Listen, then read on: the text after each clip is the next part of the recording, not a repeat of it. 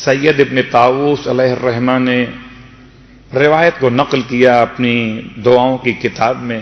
ایک شخص ہے جو بخدمت امام علی رضا علیہ الصلوۃ والسلام پہنچا ہے.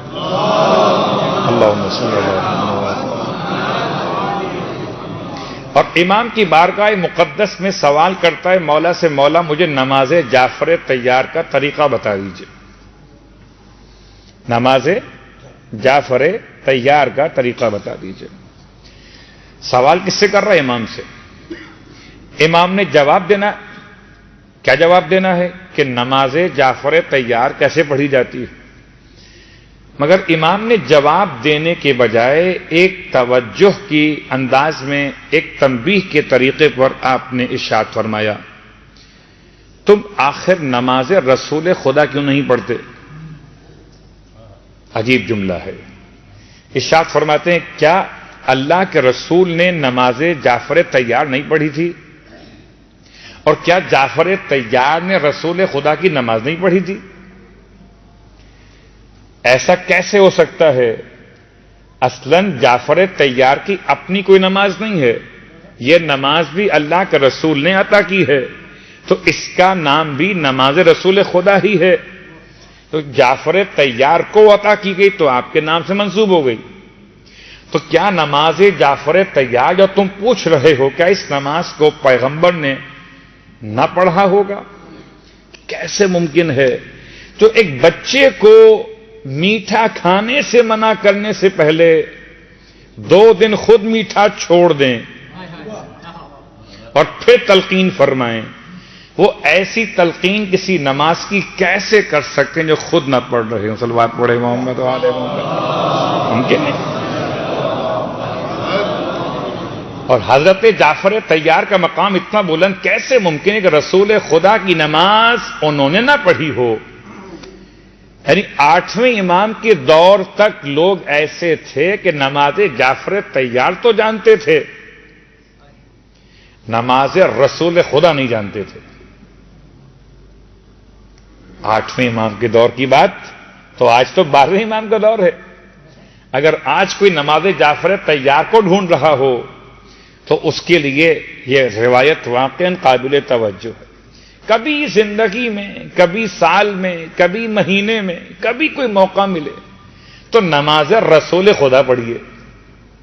گرچہ یہ بہت مشہور نماز ہے، لیکن اس لیے بیان کر رہا ہوں کہ شاید اس مجلس کی برکت سے کوئی ایک مومن یا مومنہ اپنی پوری زندگی میں اب تک اگر نہ پڑھی ہو تو کم از کم ایک مرتبہ رسول خدا کی نماز پڑھ لے.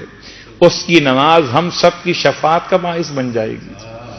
کوئی طریقہ ہو پیغمبر کو یاد. صلوات پڑھے محمد و آل محمد.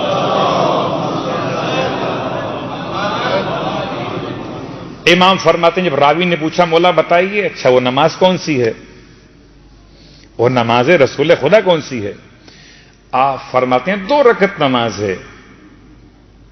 یہ نماز 2 رکعت ہے، اور 2 رکعت نماز میں سورتوں کی پابندی نہیں ہے. الحمد کے بعد کوئی ایک سورہ پڑھ لیجئے.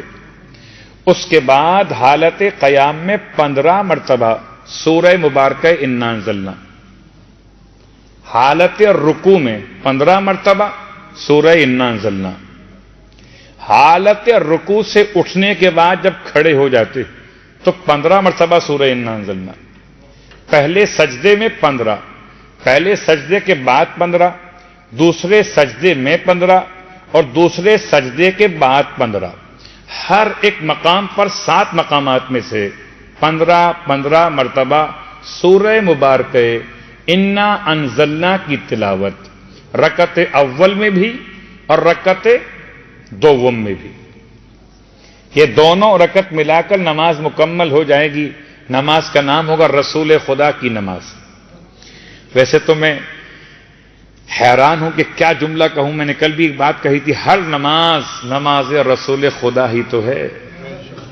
وہ نماز کہاں سے لائیے جو رسول خدا کے علاوہ؟ صلوات پڑھے محمد و آل محمد. ہر نماز.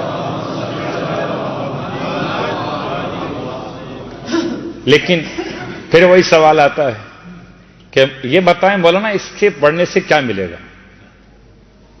اس کے پڑھنے سے ملے گا کیا؟ تو آئیے دو جملے استعمال کی روایت نے، دو باتیں اس نماز کی برکت کے طور پر ہیں. اس نماز کو پڑھ لینے والا اس کے اور خدا کے درمیان، اس نماز کو پڑھنے والے اور خدا کے درمیان کوئی گناہ باقی نہ رہے گا مگر یہ کہ خدا نے اسے بخش نہ دیا ہو. کوئی گناہ خدا اور بندے کے درمیان باقی نہ رہے گا مگر خدا نے اسے معاف کر دیا ہو. اور جو وہ اللہ سے حاجت طلب کر رہا ہوگا پروردگار اس نماز کی برکت سے اس کی حاجتیں پوری فرمائے گا. اللہ اکبر. تو اگر انسان کبھی زندگی میں موقع ملے، کبھی انسان کی توجہ ہو، تو کم از کم نماز جعفر طیار تو بہت پڑھتے ہیں، کبھی نماز رسول خدا صلی اللہ علیہ وآلہ وسلم بھی پڑھ لیجیے.